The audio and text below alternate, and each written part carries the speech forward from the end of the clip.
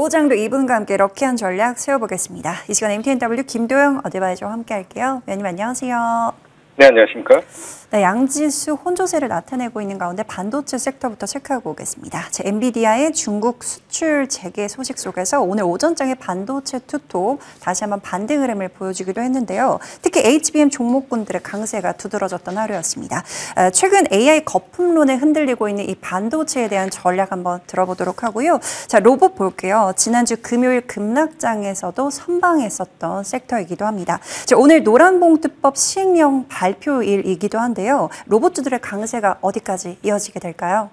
네, 오늘 시장 오전장에는 반등의 강도를 강하게 보여줬다라고 한다면 오장 들어오면서 장중 한때는 거래소 코스닥 모두 다 마이너스 전환까지 나타나는 그런 상황이죠. 지금 현재는 거래소는 0.3% 정도 상승, 코스닥은 마이너스 0.7% 정도 하락을 보여주고 있다라고 한다면 반도체 섹터의 상승 그리고 로봇 섹터의 상승이 주를 이루고 있다라고 보셔야 될 것 같아요.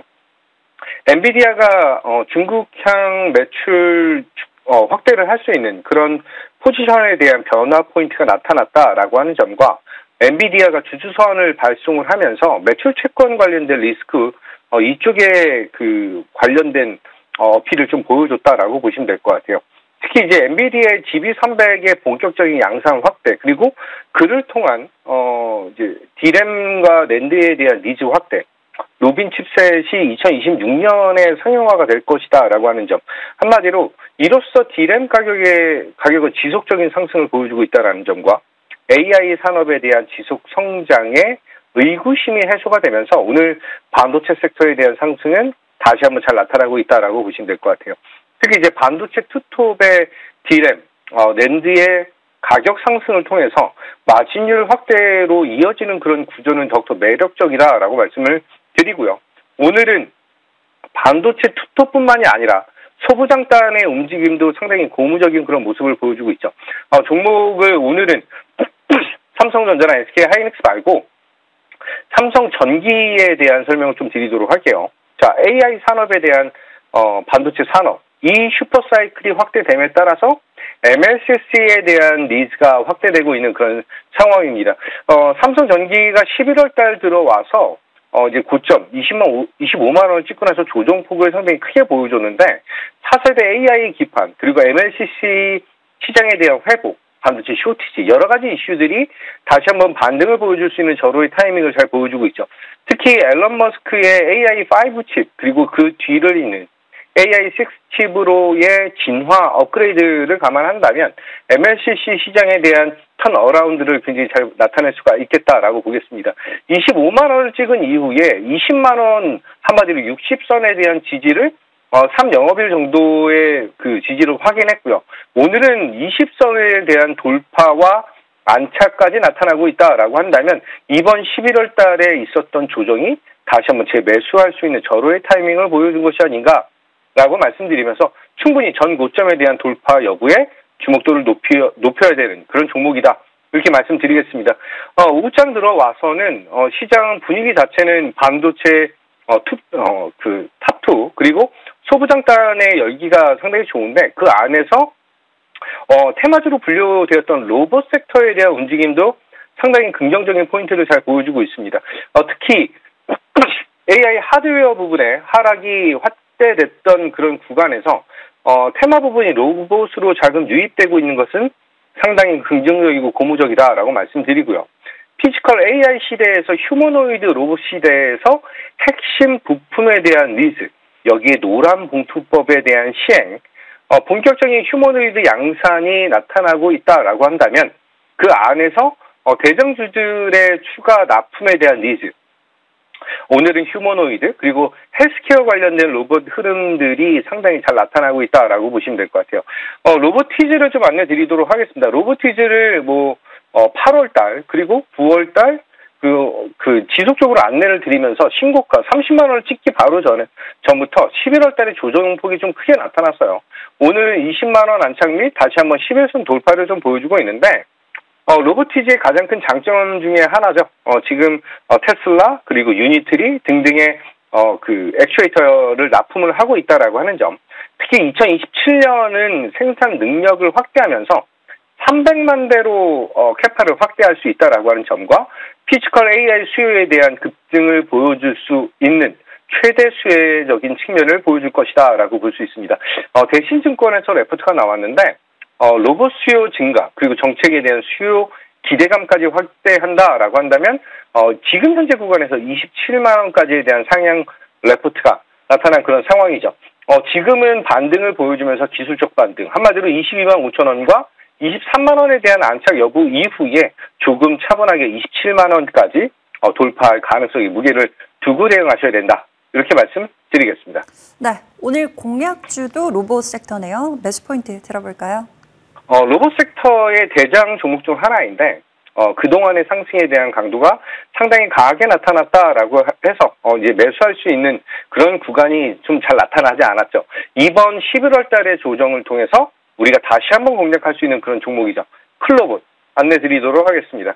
클로봇이 현대차 그룹의 보스턴 다이나믹스 그리고 유니티라든지 여러 가지 휴머노이드 로봇 기업들에게 소프트웨어에 대한 공급, 특히 이제 3분기 실적이 흑자를 기록하면서 적자에서 흑자로 턴어라운드 되는 그런 모습, 한마디로 본격적인 성장에 대한 니즈를 보여줄 수가 있다라고 볼 수가 있고요.